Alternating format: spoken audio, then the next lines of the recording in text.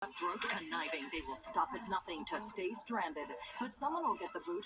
Who will it be? Meet the next Survivor cast-off on The Early Show.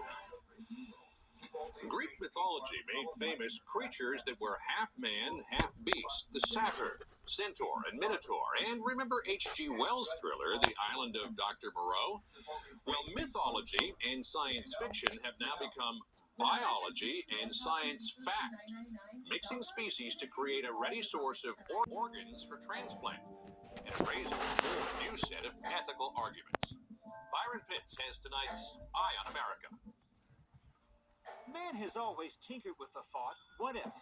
What if science could create what science fiction writers could only imagine? I know it's working! A chimera, a creature part beast, part man. Well, here it is. Look into the eyes of an animal that's part sheep, part human. Their heart is partially humanized. They have human cells in their liver and pancreas, in various organs in their heart.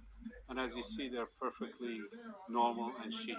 At the University of Nevada, Professor Esmail Zanjani and his colleagues are implanting human stem cells into sheep before birth. The cells then grow into partially human organs. So is that tricking Mother Nature there with that? Yes, in a way. The goal here is not to create talking sheep, but rather scientists see this as an opportunity to grow human tissue and organs outside the human body, where the medical benefits could be endless. We are hoping that we would be able to generate enough insulin-producing cells in their pancreas that could be sufficient to transplant a patient with diabetes. So you think inside this pen could be the answer to human illnesses? Some illnesses, some possibilities of treatment, yes. But critics of this kind of science have their own questions. Not simply what if, but what next? If we open this door and say it's all right to create new forms of life that are part human and part animal, what would we ever say no to? Author and economist Jeremy Rifkin is an anti-biotech activist. He calls such experimentation scientific blackmail. The scientists always say if we don't use this particular radical experiment, there's no other way to cure the disease. It's time to say to the scientists and the corporations doing this research, you know, you don't have a blank check to do whatever you want to the human race. And there lie the questions bioethicists like Jason Robert struggle with every day. Where's the line then? When does science go too far? Well, it's not clear.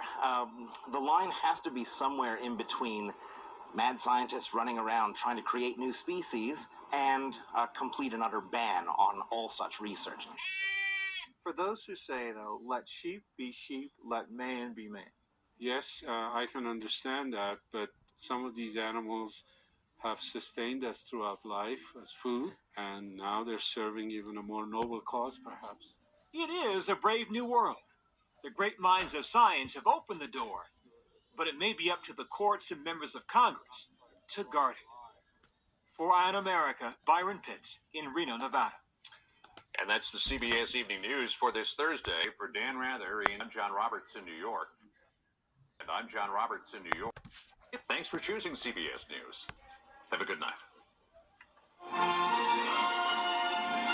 For news 24 hours a day, click on cbsnews.com. Brought to you in part by Walmart, where you can find everything you and your family need at everyday low prices. Walmart, always low prices, always.